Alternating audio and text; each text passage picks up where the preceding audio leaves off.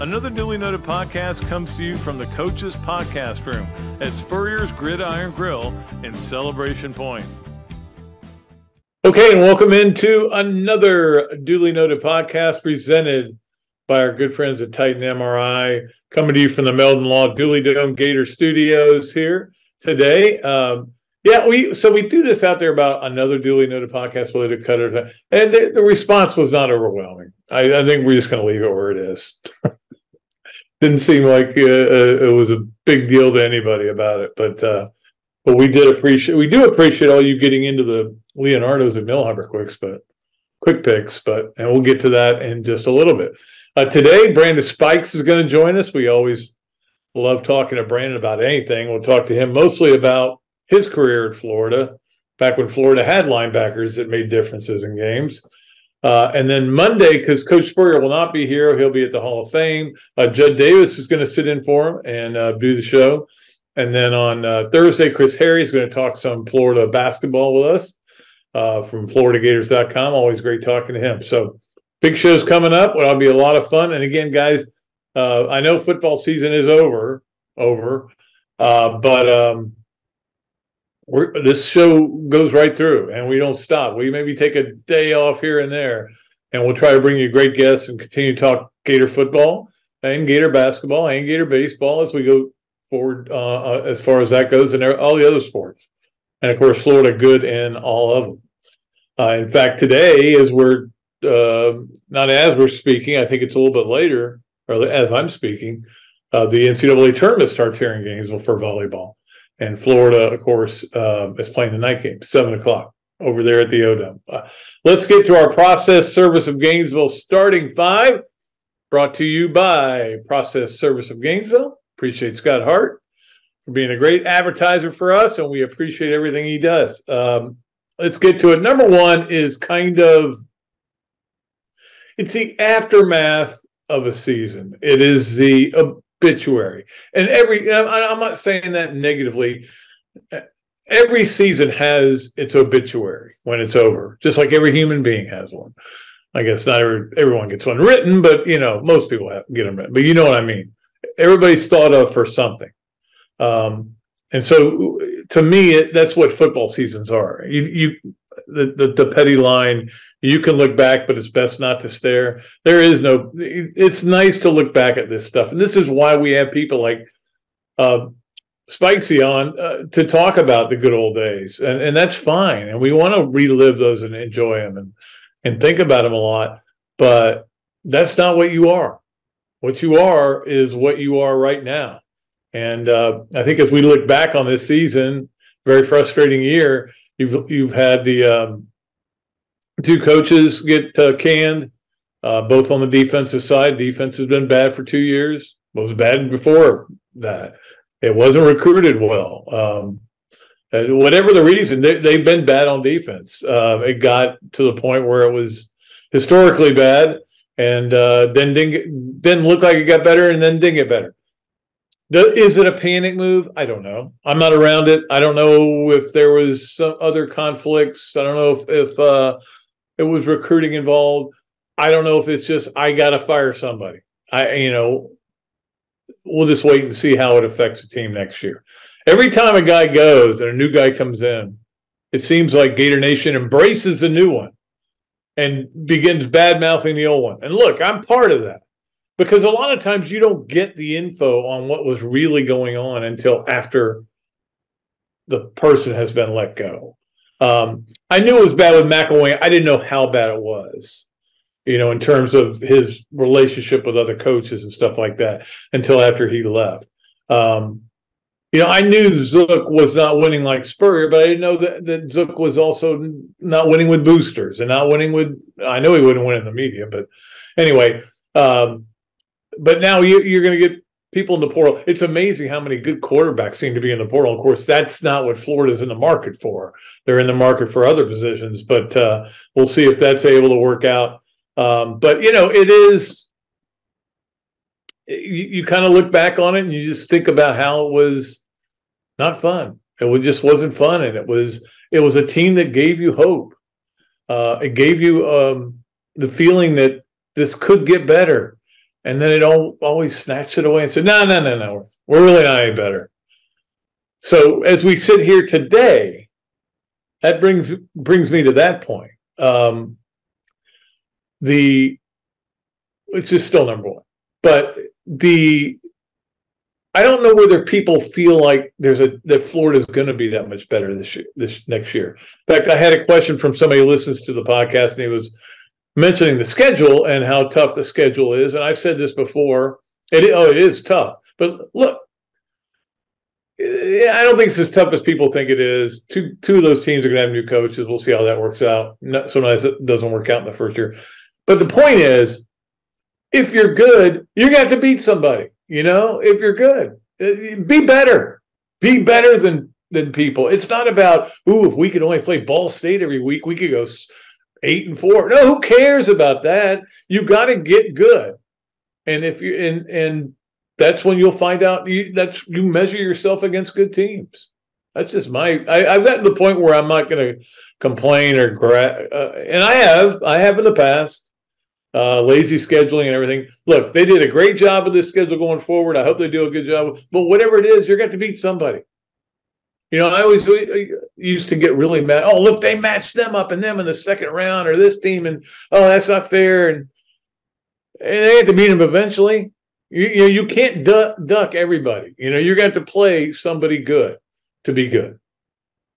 And you can, I know that Florida fans, part of what their issue is that if the schedule's really tough, well, we're not good enough to play a tough schedule. Yeah, well, that's a you problem, though. Get better. Be better. Anyway, that's all I'll say about that. All right, number 2 on the process service of Gainesville, starting 5. I guess defense is the new COVID, and that everybody seems to have it on this campus. Lack of defense, that would be. I should have said. Basketball, that was really rough to watch last night. They, obviously had a big 9-point lead. 9 points, not much, that, and it can get erased just like that. A couple made shots, and next thing you know, they're right back in it. But they really didn't play defense the whole game. It doesn't feel like it's a team that's suited to defense. It is suited to offense, but when their shots don't fall, and in this case, their guards were off. Clayton and Pullen were both, I think, combined 6 for 26 or something like that. I did have that stat somewhere, but they just weren't very good. They didn't play a very good game, and they gave up and too much. Everybody can look at the free throw discrepancy, yeah, because they kept fouling because they weren't getting their feet set and playing defense. So you foul people and they get 2 shots, and I'm blanking out on who they played last night. Wake Forest and Winston-Salem shot 29 free throws in the game. Well, yeah, because they were driving and they were fouling them. They've got to get better at that. Another game without Handlocked him, but we're acting like he's Ralph Sampson. He had a good first game, then he got hurt. And I think he might be a good player for him. I really do. And he adds size and he adds depth to him. But high ankle sprain is keeping him out. I don't know when he's going to be back, but hopefully at some point. But they're 4-3 now. 2-2 against the ACC. Didn't do themselves any damage. And again, there's still non-conference games to come, including one against Michigan later in the year. But Michigan's fallen off a little bit. I don't think they did any damage, but they didn't do themselves any good. Let's put it that way. They kind of are stuck in neutral a little bit, and hopefully they'll be able to get out of it. Let's get to number 3, though, and that is the women have gotten my attention. Women's basketball around here hadn't been very good for a long time. Under Amanda Butler, they were a tournament team. They had some good teams, but just wasn't able to sustain it. And of course, under Carol Ross, they were always good, never great. They were always good though, and it was at least fun to watch. But they won again. They won the ACC SEC Challenge.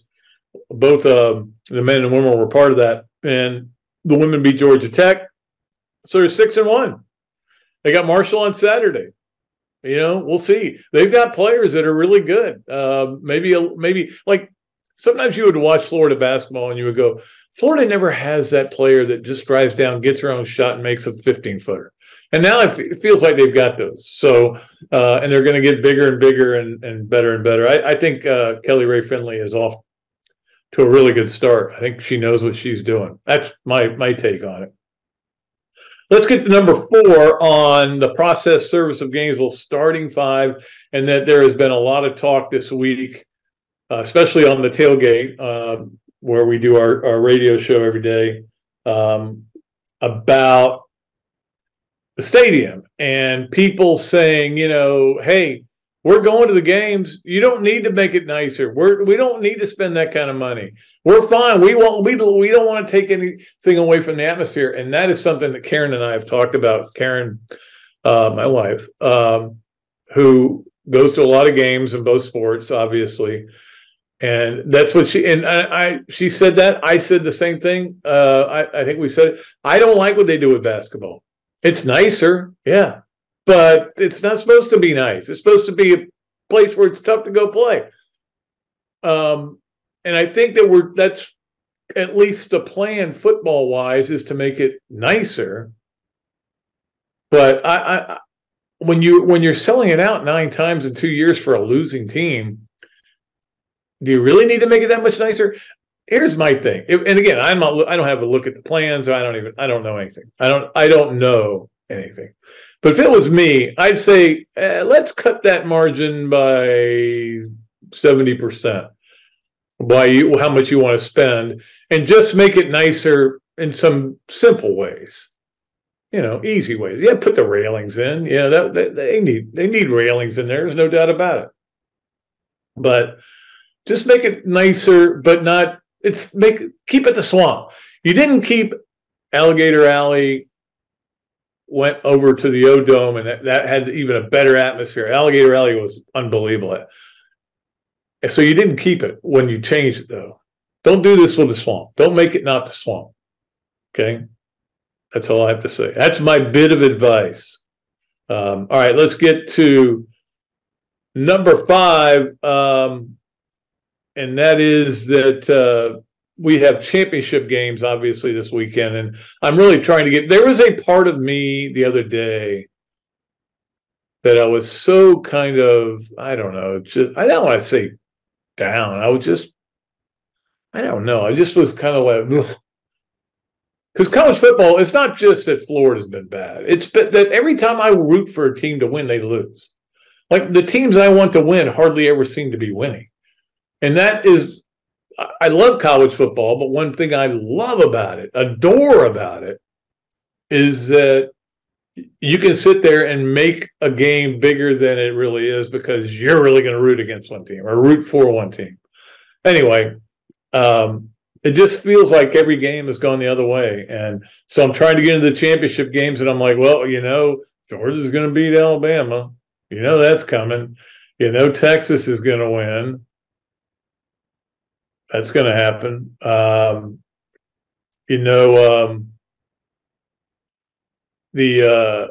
State's going to win, even without their quarterback.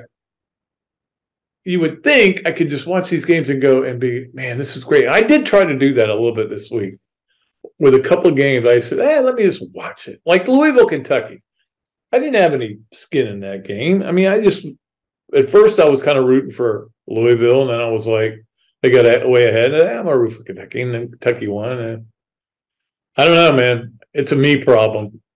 I've got psychiatric problem. This is what happens when you get to be old. You start forgetting things. I was looking for a birthday gift or a card for my daughter, whose birthday is next Thursday, I want to say. No, next Friday. And I had the card, and then I put it somewhere, and I couldn't find it. Still haven't found it. It's gone. Disappeared. That's just the way it works when you get to be an old man. In my day, we didn't have a Heisman Trophy. We just gave out candy. All right, we'll take a break. And when we come back, Brandon Spikes will join us. He'll play Yes, No, Where, maybe with us, and do everything else we always love to do with our great guests here on another Duly Noted podcast presented by Titan MRI, coming to you from the Meldon Law Dooley Dome Gator Studios. Process Service of Gainesville offers a rapid turnaround on affidavits of service for Gator lawyers locally and nationwide. Our friend Scott Hart offers immediate responses on status requests and is a member of NAPS and FAPS. And he has been a part of the community for almost 2 decades. Need service? Call Process Service of Gainesville at 407-697-9592 or email shartgators, that's G8TR, at yahoo.com. And make sure you ask about the paralegal legal secretary bonus program. Things have certainly got a little out of hand lately when it comes to just buying our everyday necessities. Just look at gas, streaming services, and heck, even chicken wings. Well, there is one necessity that shouldn't cost a ton: taking care of yourself and helping fix all the aches and pains in life, and the fine folks at Titan MRI agree. With costs a fraction of what you'd pay at a hospital, you'll not only save money, you'll be taken care of by staff with over 20 years experience. So when you need an MRI, call Titan first, and you can go where your doctors send their families. Now offering CAT scans. Great food, great atmosphere, a diverse menu, everything made from scratch, plenty of space, and locally owned. These are all the characteristics of a great restaurant, and you can find each and every one of them right here in Gainesville at Ballyhoo Grill. Ballyhoo Grill prepares all of their food fresh every day, from their salad dressing to their award-winning soups. Bring your family and enjoy dinner under the Tim Tebow Tiki Hut while listening to live music. Or if you're running low on time to eat out, they also deliver through Uber Eats, Spite Squad, and Postmates. A Gainesville staple that's been open for over 30 years. Check out Ballyhoo Grill on Facebook or at ballyhoogrill.com. Okay, welcome back to another Dooley Noted podcast presented by Titan MRI from the Meldon Law Dooley Dome Gator Studios. It is our great pleasure and honor to bring in a 2-time All-American Brandon Spikes to the show. We're thrilled to have him, and we appreciate him being able to do the show because he's got a busy life. He is at a he's kind of working with a football team. He's going to school. He's raising a family. You've got too much going on. That's your problem. Well, thanks, Pat, for that introduction, man. That means a lot. But yeah, I'm quite busy these days, and that's not a bad thing. Keeps me out of trouble. Well, hopefully it does. I want to ask you though about being Mr. Two Bits, which is something I aspire to do one day in my life, but I don't think they're going to invite me. But what was that like? And was that kind of like the adrenaline you feel before you go out for a game?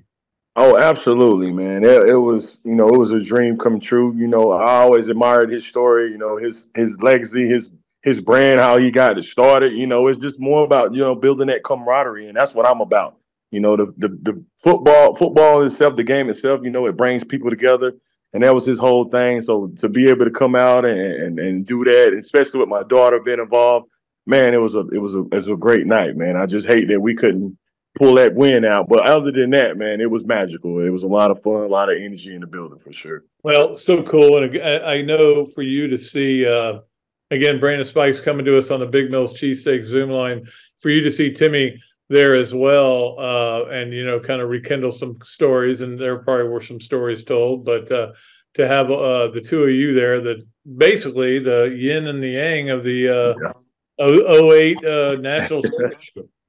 Oh yeah, 15 and 51, man, and him and I both we're 4-0 against them. Of course, it's a great deal of pride going to that. We talk about that all the time, but yeah, it was great. It's just a relive those moments, the energy in there. You know how it is in the swamp under the lights, man. Yeah. It's Saturday night, you can't beat it. Like, I've played in some big games, couple Super Bowls, and it's nothing you can compare to it, man. It's a dream come true. It's magical, honestly. Yeah, I wanted to ask you about the Swamp Kings documentary. It feels like it was a year ago now, but you were a big star of that, and I think a lot of people got to know you better, and I think really learned to appreciate you a little bit more about how good a player you were. Yeah, so I haven't, watched it yet, honestly, but I've heard a lot of great things, a lot of great feedback. But yeah, I know Gator fans come to me and they like, wow, I didn't know you was such a, great leader, and you was one of the core guys. I was like, how did you not know that? Maybe because I wasn't, in the media. And it really didn't matter to me, as long as my coaches and my teammates knew, about what I brought to the table, my contribution to those, those teams and those national championships. That's all that really matters to me. But it definitely makes me laugh when they come up to me like, man, I didn't know you were such a great player and a great teammate, a great leader. I was like, oh, well, thanks to Netflix. Thanks to Netflix for telling my story. And yeah, it's like they're like, oh, Michael Jordan was really good too, by the way. Yeah. We now have video evidence that Michael Jordan was good and that Muhammad Ali was a good boxer. All those kind of things. But for me, my whole thing is that the new generation was able to chime in with that and see really what the Gator standard is about. And, for me, like, I know a lot of younger guys came up to me and, congratulated me and just let me know like how much they appreciated everything I've done for the program. And a lot of recruits reached out to me and their parents and stuff. And it's like, we want to be a part of something like that. And I was like, well, come on down to Florida because we're working towards that. Just give us some time. But it just made me feel good doing through that. My work and everything I put in, all the hard work, all the sacrifices didn't go unnoticed. So it all paid off at the end of the day. It did. Why do you think, Brandon, you had a knack for pick sixes? Linebackers usually don't get a lot of pick sixes. You had 4. Right. I mean, that's a lot of pick sixes for a linebacker. Yeah, because, for me, I always took it as a challenge because they would always say, well, I don't know if he's, that great of a cover guy. He can do that. And I know people have weaknesses and they have strengths and stuff, but I feel like my strength was reading the quarterback. Like I kind of, had like I don't know. I just had this feel of the game, and I could read the quarterback, and I kind of knew the route trees, a lot of the route concepts and stuff like that.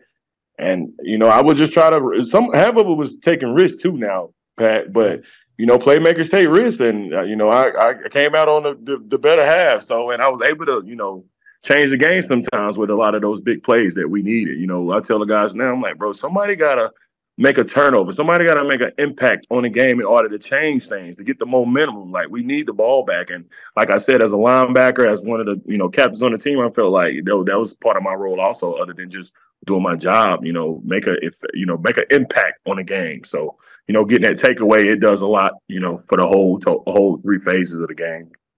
Yeah, and there's no doubt, Brandon, that's where Florida's going to get better. I mean, they didn't have hardly any takeaways this year. They didn't turn the ball over, but they've got to create, and that's how you change the game. You change the game by getting short fields and allowing your when I look at the offensive stats for a team, I always go, well, I bet you they got a lot of short fields. They got a lot of 8 drives, and that's what you guys were able to do for them.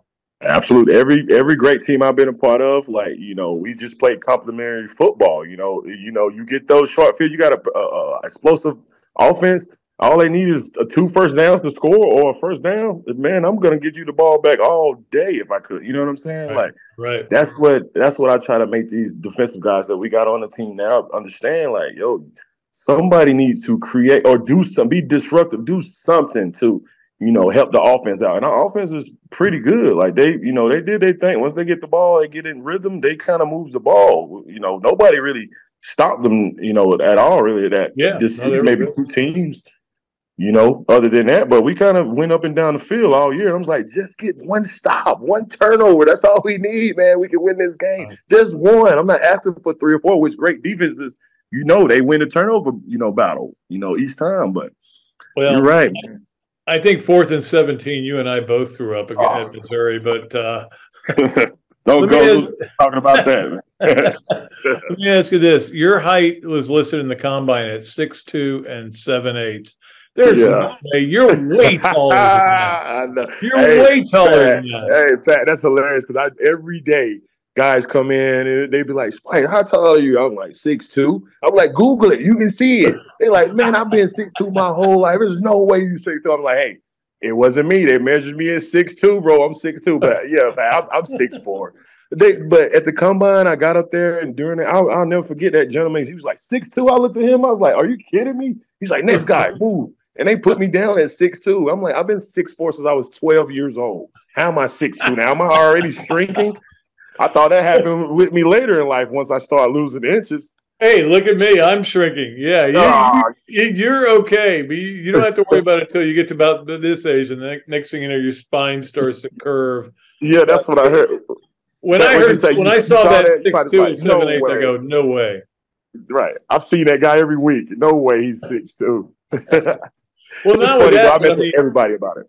How did you become a linebacker when you were built for a defensive end? How did that all take place? Well, so truthfully, I'm never forget, man. My older brother, he was a linebacker. He was more of an outside linebacker. He was a fast guy, low body fat, big, strong, fast. And I kind of I fell in love with the position just because, of course, you want to do everything your older brother do. But then I discovered NFL films, and I discovered a guy named Dick Buckets. And he wore 51, and I saw how he was just violent and ferocious and relentless. I was like, I want my game to be, I want to, whatever. I just wanted to like create him all over again. You know what I'm saying? So I just took a liking to his playing style, how he led the team, how he just didn't take no prisoners. I said, I want to do that. And the only way I can do that is playing middle linebacker because he plays middle linebacker. I did like defensive end, and honestly, Pat, like in today's game, if I would have chose defensive end, I'd probably be still playing NFL football right now. Yeah, that's true. But, yeah. You know what I'm saying? But in the middle, you kind of, you can get to both ends of the field. No, they can't. Like on defensive end, if you're a great player, they just run the ball to the other side or just stay away from you. In the middle, I can get you from both sides, left or right. There's no running from me. So, and I can have a bigger impact on the game, sitting in that middle as far as the pass game, the run game. I'm right over the center, right over the quarterback. So, I don't know. And I just feel like I had a knack for it. I played it ever since I was like in middle school. So that's why I feel like, and I wasn't the strongest, I wasn't the fastest, but I could process things. Like I could see a formation, see some personnel. Like, the game is situational football overall.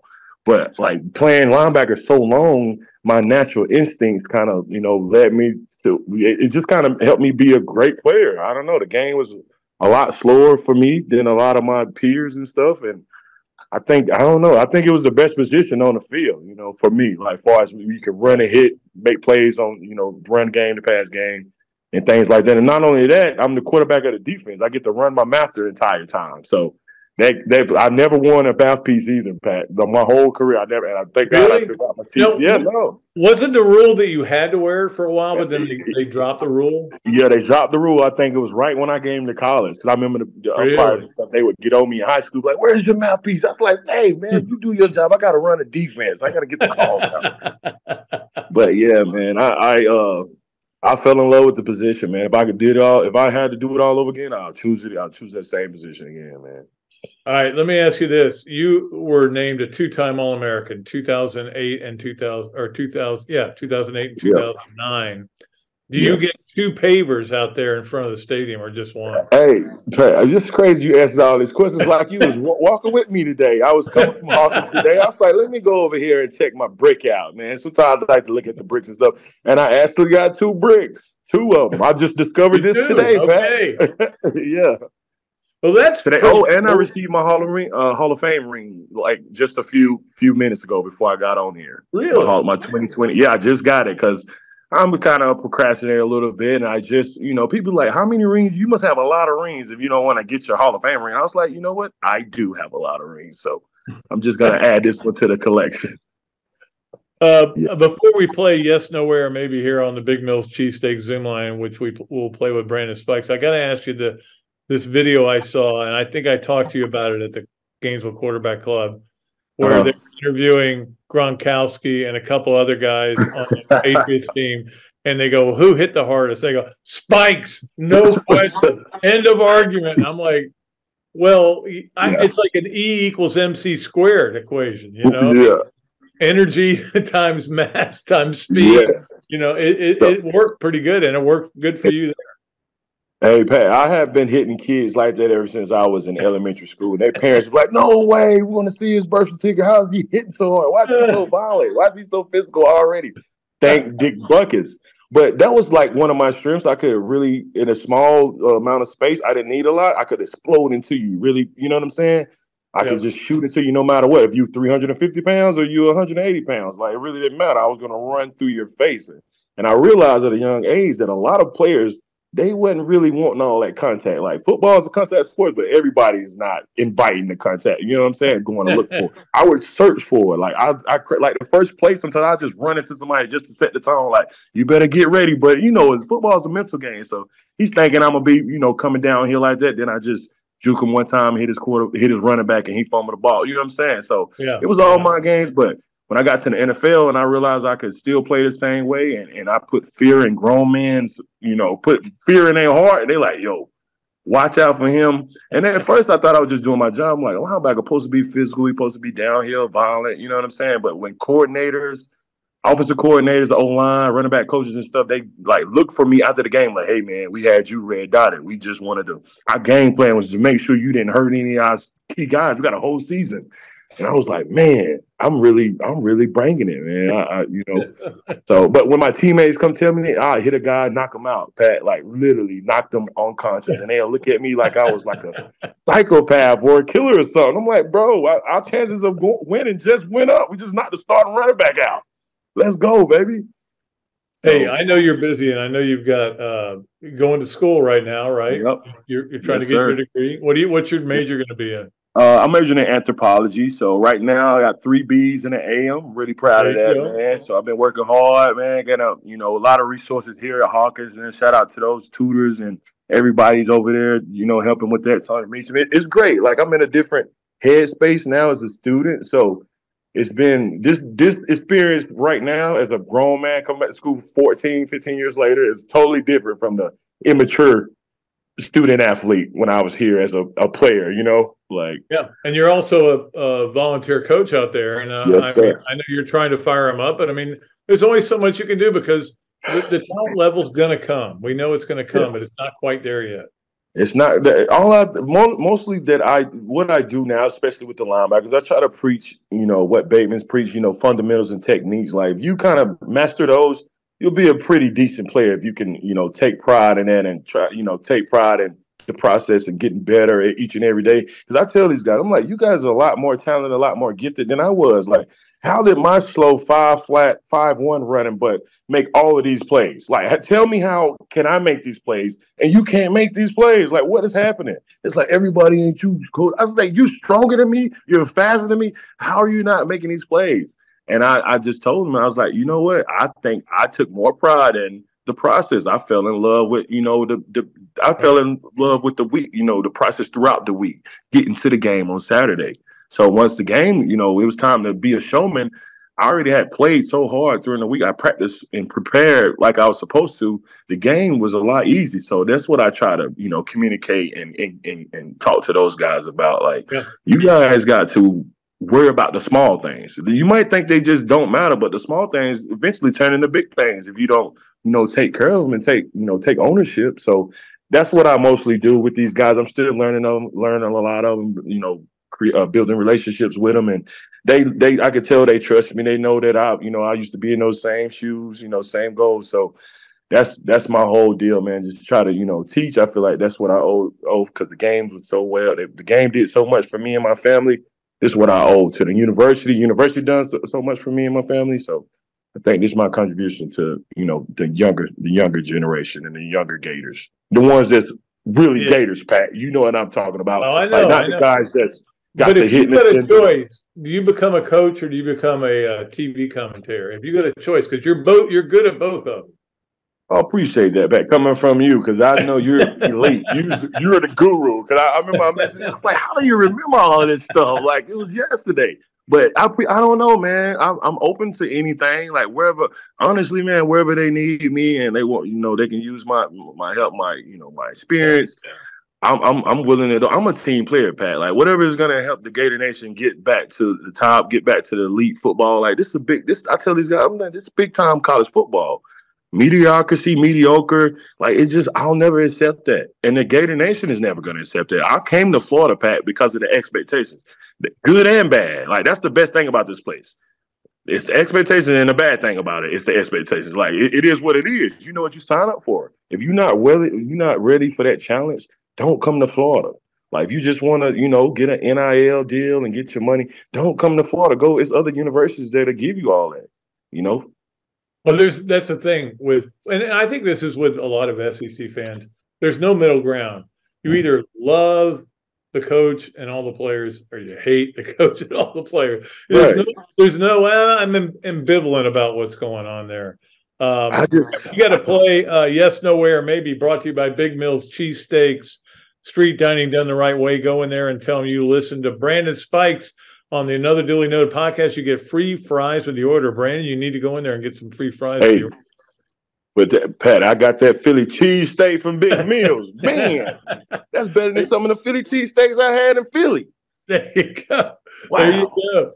All right, number one, yes, nowhere, maybe, and you can expound on the answer, but this is the first question for you. You played with Tebow. You played with Brady. Percy Harvin's the best player you ever played with. Yes. Yeah, absolutely, without a doubt. He was man, Pat, like I've played with some great players, man. Percy Harvin is without question, hands down, the best athlete, the best player I ever seen in my life, man. Just how explosive and electric he was. You remember when he used to get the ball as freshman, the whole stadium would hold his breath. You hold your breath. No. You just like, I even found myself, I'm supposed to be looking at the corrections, listening to Charlie Strong, try to give me, what we're gonna do the next series. I had to look at the screen. I thought I was gonna miss him. You know what I'm saying? It happened so quick.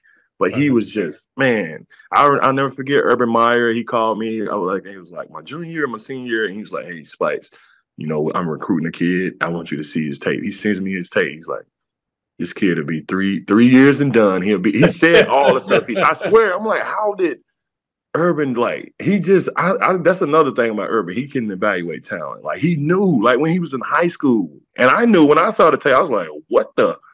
Like, I've seen some great players. I'm sure you have too. But, like, and you tell me, what do you think? Is he the best Gator you ever seen? Like, we had some great players. I think he's definitely the best athlete. Yes. I mean, I think if Percy had been a little better person. Yeah, absolutely. I could make an argument that he was the best that ever played here. But just straight out football. I'm not saying that Tebow's, goody two shoes act outplayed Percy's act, but Tebow was in charge of the team and he did. That would be why I'd probably put Tebow just a notch ahead of Percy. Okay, no, absolutely. I'd probably put Danny next, and then probably Wes Chandler, because Wes Chandler was Percy Harvin in 1974, and it was the same kind of guy: run over people, run by people. Wow, I'm gonna have to go look. You said 74. 74 to 77. Wes Chandler was as good as I'm gonna have to look him. What about that boy Wilbur Marshall? Now, come on now. Now Wilbur Marshall was a different. Yeah, he was really good. We'll have to get it. We'll have to have beers and talk about that list. Yeah, I would love to do that, man. But I'm gonna look that guy up. Let's get to number 2 on yes, nowhere, maybe, and that is Brandon Spikes. You have the ball that you punted into the stands against LSU. Do I have the ball? No, I don't. I wish I had it. You should have that ball. Come on. No, I don't. I'm sure a fan caught that ball. I was like, I'm keeping this for life. I wonder who has that. If there's a fan listening, please let me know. We need to talk. I need that ball in my collection. Well, you inspired. Was it Sean Joseph that kicked it into the stands? He didn't even intercept the pass. He took the ball from somebody. Yeah, I think so. So everybody now, and it was like, Coach, I'll get a pick. I'm gonna kick it in. I said, you gotta catch it first. And for one, that was my second interception of the game. Like, I wouldn't just get an unsportsmanlike conduct penalty just to do it. Like, that was the checkmate. Like, it's over with. Y'all need to go ahead and empty the bench, get the walk-ons and the threes, and it's over. In a rivalry game, night game. That night was special, man. I love that play. I like that play better than the no Sean Marino hit, honestly, Pat. Yeah. Well, let me get to number 3, which is when you were on the ground with no Sean Marino, you asked him how his mom was. Yes. But not in those terms, right? Not in those exact words, but yes, I definitely did.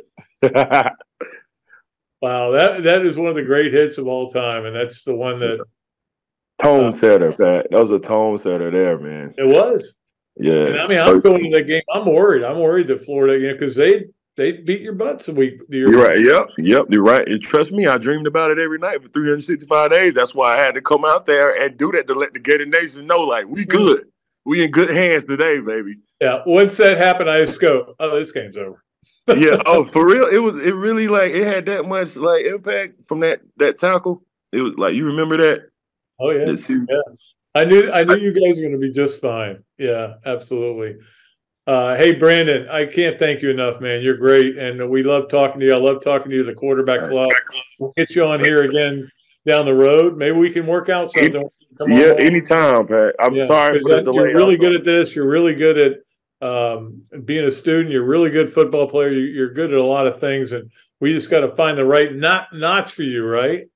You tell me, man, I'll be your student, man. You tell me you got all the juice. I want to learn from the greatest. So whenever, I'll be open. Whatever you got. We can grab some beers, some IPAs. I just started drinking IPAs there we go. weeks ago. So, well, you let me know. Just shoot me a text, man. I'll be there. Thanks for having me. You know I'm never going to turn down a chance to go drink IPAs. You know that. All right. They all on me, too. I got you.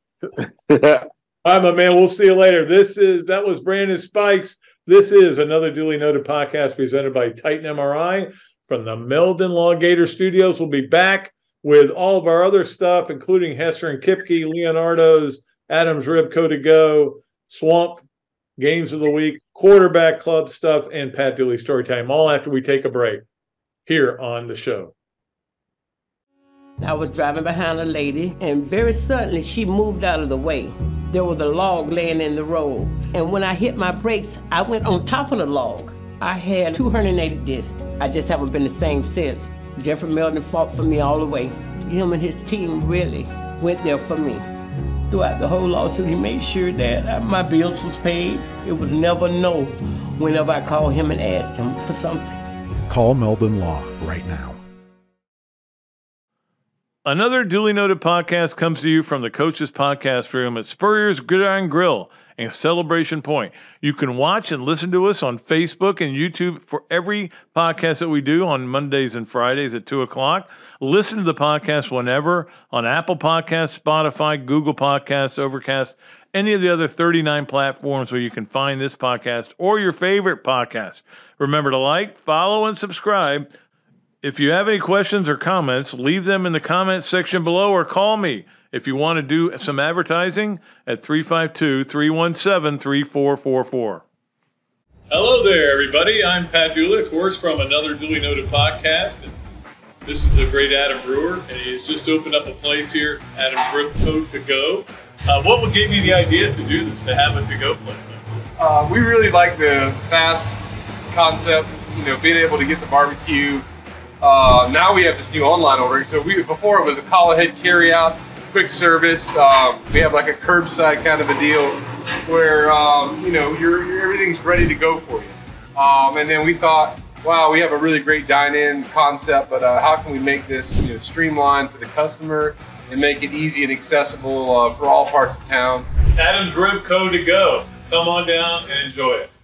Okay, welcome back to another duly noted podcast presented by Titan MRI from the Meldon Law Dooley Dome Gator Studios. Appreciate our sponsors so much for everything they do and really keep us going. And we love doing the show. We talked about this as we did the 300th episode. And by the way, nice graphics on that, Zach. I wanted to make sure we had a little bit of celebration. That was really cool stuff. When I watched it back, but. So this is episode 302 right now, and appreciate all of our great sponsors, including Hesser and Kipke. Of course, Hesser and Kipke sponsors Three Things, and we appreciate them for doing that. It's of course that Hesser and Kipke is a Gainesville law firm specializing in the areas of workers' compensation and family law. Ken and Jennifer take great pride in their one-to-one focus on each and every client they represent. Ken is board certified in workers' compensation law by the Florida Bar, while Jennifer possesses extensive jury trial experience with a nearly 20-year background as a prosecutor. Don't believe me? Well, check out their 5-star Google reviews, set an appointment at hklawfl.com, or better yet, give them a call at 352-339-9920, Hesser and Kipke, which brings you Three Things twice a week. What a good deal they have there, huh? All right, here we go. Number one. this is the season. 'Tis the season. We all know when silly season and talking season are, but this is coaches get fired season. And so you see this happening. The cycle starts earlier. And I'm not just talking about the head coaches because that's the big splashes, but the assistant coaches. Obviously, Florida firing 2 of their defensive assistant coaches. Vanderbilt just fired their offensive coordinator. I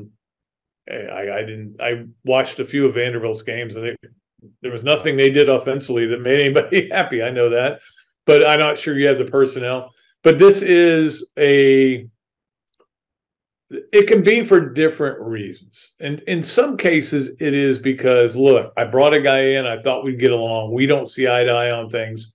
It turns out he's a jerk, or it turns out I'm a jerk, and he couldn't handle me being a jerk, and he wanted to leave, and he let me know he wanted to go. So, or it could be this guy doesn't want to recruit, or this guy is recruiting bad kids. It could be a million reasons. Don't take it all to be the same thing. Oh, he can't coach. There's different reasons that coaches all get fired all around the country, and it happens in every sport at every level of it. I mean, high school coaches get fired, and sometimes it's in the end, you are what your record are, as the great Bill Parcells once said, and you are, and that's one reason that coaches do get fired. And when your record is not good, then sometimes assistant coaches get fired because the head coach doesn't want to leave, and they can't afford to get rid of them. So it does happen as well. All right, number 2 on Hesser and Kipke's 3 things, the portal. I mentioned earlier the portal is flooded with quarterbacks already. And, again, Florida's not really in the market for one, because you would assume now Max Brown got in the portal, which we all knew he would. And I even thought to myself, I go, before the FSU game, I go, maybe he'll look at this and say, hey, this is my chance to be really good and then get in the portal, because I'm not going to be the quarterback next year. Get in the portal and let people come after me. I don't know that he showed that. He showed that he can play against a high-level defense, but not score many points and not get it done. I think Max Brown has a future somewhere, and I think a place like Middle Tennessee or somewhere like that, he might do really well.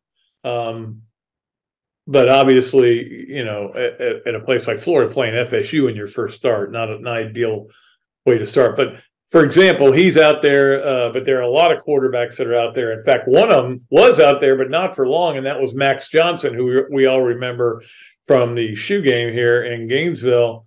Not that he did anything with the shoe, but he transferred already from A&M to North Carolina. You got to think that was always in the works. And this is where the portal and the NIL and all that stuff is a worse than it was. There was a time when I don't want to say everybody cheated, but most people cheated. And I want to go really 70s and 80s.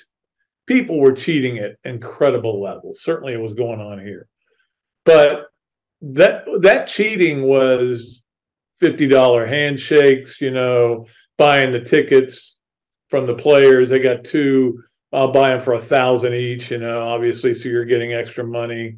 There was stuff that was going on. The Tank Black stuff happened in the 2000s when he was giving people cars and everything, but they weren't new cars, believe me. I saw them. I saw Javon Curses. He had a big old, I think it was purple Cadillac, because he lived right by me. But anyway, now it's just a different version of cheating. And to me, it's almost as bad as, or maybe worse than it used to be, because now you're coming after guys and you're letting them know, hey, if you want to leave there, I can guarantee you we'll give you X and X and X. Matt Rule said to get a good starting quarterback out of the portal, you got to go between $1 and $2 million. That sounds about right to me. That's about what they are talking about having to pay. It is a mess, man. It is a mess. I don't know what's going to happen. When I asked Greg Sankey about it, I'm not sure I got straight answers, but I'm not sure he solved anything. It's still kind of up to Congress, I guess. Finally, on Hesser and Kipke's 3 things, let's talk about Aaron Rodgers coming back to practice 11 weeks after his surgery. and for the Achilles pop. In fact, I was watching Hard Knocks with the Dolphins and saw the Miami player, Jalen Phillips, pop his Achilles, and ironically enough, it was at the same stadium where Aaron Rodgers did. Let me think about that for a minute. Anyway, so he's coming back, but I'm not really sure why. I guess they could still get in the playoffs. Maybe he just wants to stay loose. Maybe I hope he's not pushing it to the point where he hurts it even more. And then again, it's his business, whatever he wants to do. That is our Hesser and Kipke's 3 things. Let us get to our Leonardo's and Millhopper quick picks. We'll give you 2 of them in an attempt to qualify. And I think we're going to go ahead and pull somebody. Well, it's going to be well before Christmas. I can promise you that. So probably around the 8th or so, right around there, 9th, 7th, whatever date. I just said the 8th was a Friday. So maybe next Thursday, something like that. We'll pull a winner. So you have a chance to qualify. And you got 2 games to pick from, and they're both championship games. Georgia's giving 5.5 against Alabama. And I'll tell you where I'm picking a little bit later. And then FSU giving 2.5 against Louisville. That'll be that could be a good game. Although I don't know. The Florida game was obviously close, and Florida had that lead. Blah blah blah. Was it a good game? Nah, not really. I thought it was a terrible game, to be honest with you. I didn't think either team played that great, and I didn't think either team was fun to watch. So I don't know that this FSU Louisville game is going to be good, but hopefully it's interesting. That's all you can hope for. But that is our Leonardo's at Millhopper quick picks, and we appreciate Kyle Cohen. Does a great job over at Leonardo's, making up those garlic knots. Deep dish pizzas, man. I think I know where I'm going to go eat lunch when I get done here. All right, let us get to our Adams Ribco to go. Oh, that's where I'll go eat lunch. Maybe I can get them both and take home a big smorgasbord or something and just pig out like the whale. I can be like the whale. Adams Ribco to go Gator of the week. We love doing this twice a week as well and giving you a different Gator of the week. And that's one great thing about Florida is there are enough of them that matter that we're able to do that. That they're good enough. It's just a matter of picking who to pick. And in this case, we're going to go with Layla Reynolds, the, of course, basketball player, big-time recruit that Florida got. And Florida did win their version of the ACC-SEC Challenge for the women. They won at Georgia Tech, right? Yeah. Won that game, what was it, 59-51 or something like that? Something like that. Anyway, Layla Reynolds, I got it written down here somewhere, but I can't. Oh, yeah, 68-58. There you go. Sometimes I have a hard time reading my writing, especially since I can't wear glasses because of the lights. You understand. All right, so Layla Reynolds is our Adams Ribco to go player of the week. 18 points, 5 rebounds, 2 steals in that big win over Georgia Tech. Florida's women's basketball team 6-1. Get out there and support them, guys. They got another game Saturday. They need your support, and they deserve it. They're playing really well. A lot of people will sit there and tell you, I don't agree with this philosophy, but they will tell you this. Women's basketball is a better game. Well, it's a cleaner game. I will say that. It's more of a game about execution. But the level of excitement and of athleticism isn't the same. It's still there, but it's not the same as the men. So I would say. I'd rather watch the men because I like dunks. But when you sit there and you watch a women's game, you're always amazed at how good they are and how many shots, difficult shots that they hit, not just the easy ones. Anyway, that's my lecture on women's basketball for the day. All right, let's get to this, that, and the other. And as you know, this, that, and the other is brought to you by Ballyhoo Grill, where I know I'm going to be this weekend, by Ironwood Golf Course, where I may be if it warms up a little bit. And, of course, by Darshakow Insurance. We appreciate Darshakow Insurance as well. So this, that, and the other. this part is that I am a guy. I'm weird in this way, in that every year I would but I would spend a lot of time figuring out which division did the best. Keep track of it. I kept track every year. I go look at it. Oh, SEC East beat the SEC West this year. Look at this. People would all of a sudden forget about it. If the West was beating the East, it'd be a big story. If the East beat the West, they just ignore it. I'm the only one who paid attention to it. All right. So this year, that part of it is, I thought the West probably won, and they did, but it was close. So one game difference could have turned things around. Florida beats Arkansas as they should have. They end up tying. And this matters to nobody but me. For some reason, I care about it. It matters to me. And of course, the other is I can't care anymore. It's done. It's over. It's finished. I didn't think we got a great answer out of Greg Sankey on that the other day. We had him on. I mean, I understood what he was saying, but I never really got why. I mean, what is the overwhelming reason? I'm still not sure. I think I know what it is. They want the best game in terms of the TV, but I don't think he really ever said that. Anyway, that is this, that, and the other, brought to you by Ironwood, by Ballyhoo, and by Dar Shakow Insurance. Let's get to our swamp games of the weekend. We're going to give you 3 I will be watching, and three. It's going to be fun. 4, actually. Because we had the one game on Friday we already told you about, the one championship game. Obviously, Oklahoma State is playing Texas. That is on ABC at noon. So that's the way you'll start your day if you're watching a lot of games. Again, I'm kind of in a weird mood about this, how much I'm going to watch. Georgia, Alabama, 4 o'clock, CBS, the last CBS game, right, for the SEC, because next year they go to the ESPN contract. They may be weeping and stuff when they get done. So Georgia, Alabama's at 4. Michigan, Iowa is at 8 on Fox, and Louisville, FSU is at 8 on ABC. So that's when you need the 2 TVs if you're into it. I don't know. I don't know that I want to watch Iowa play football. I've watched them a few times this year, and it's like shoving icicles into your eyes. I mean, it's hard to watch. Most Big Ten football is hard to watch.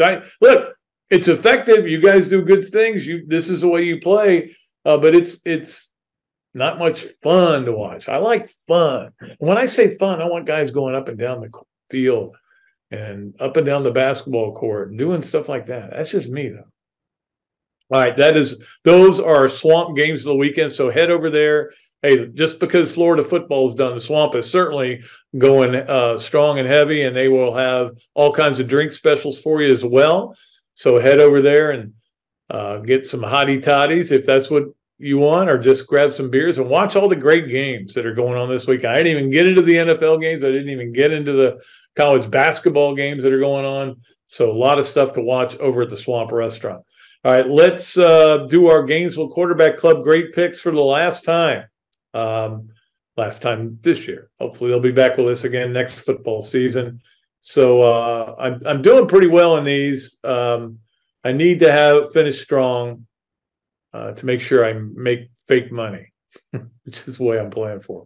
Georgia -5 against Alabama. I'm taking the dogs, and here's why. I think they'll win by a touchdown.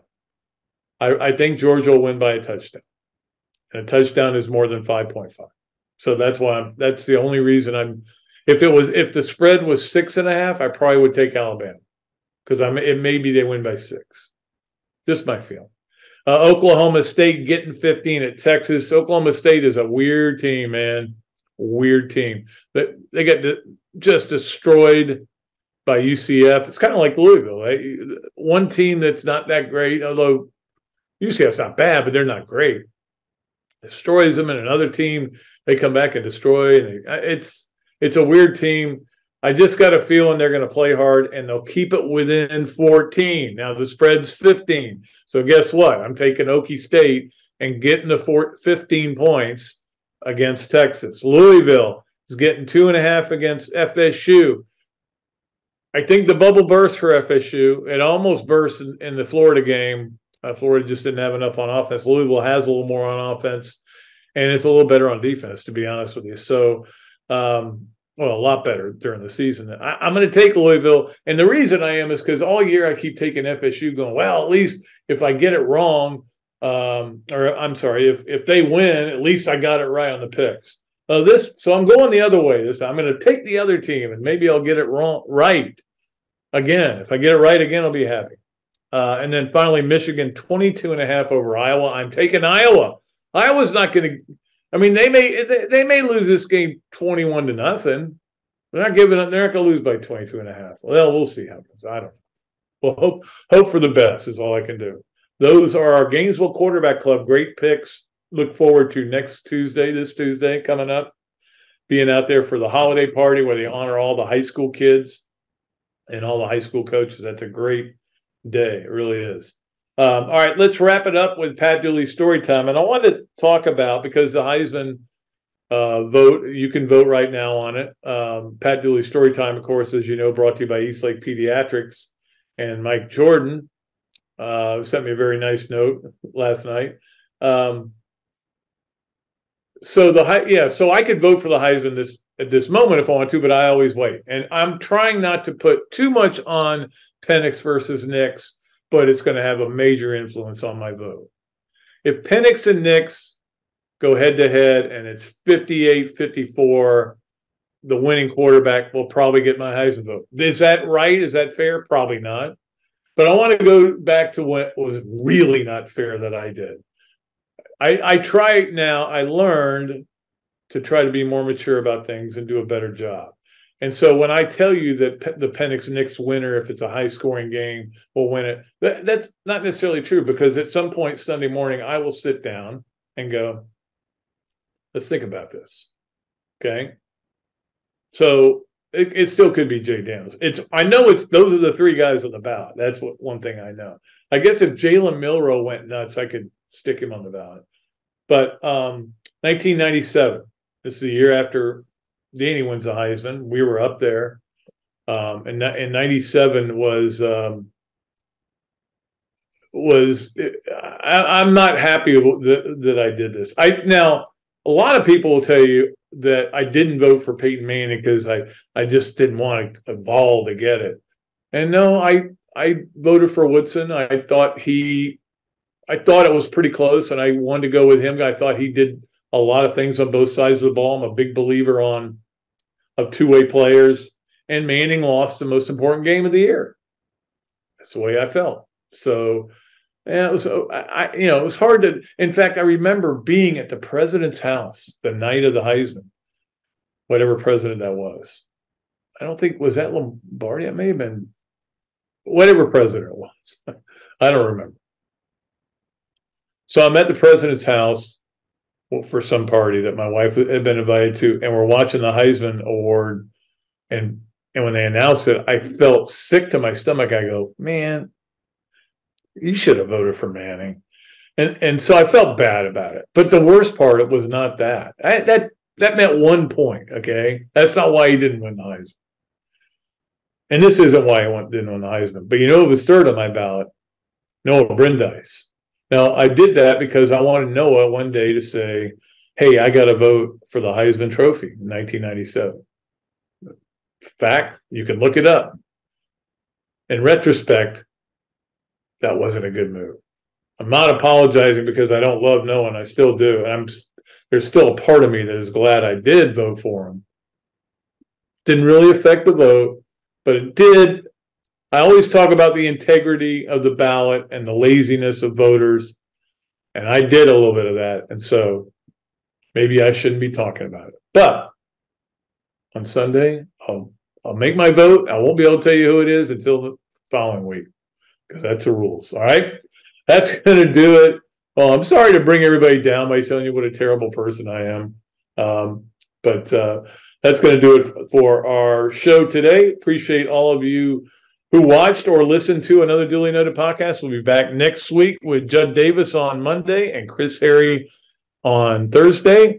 We, of course, are presented by Titan MRI, and we're coming at you today from the Meldon Law Dooley Dome Gator Studios will be back Monday. Until then, I am Pat Dooley. I'm deep. I am way back, and I am out of here.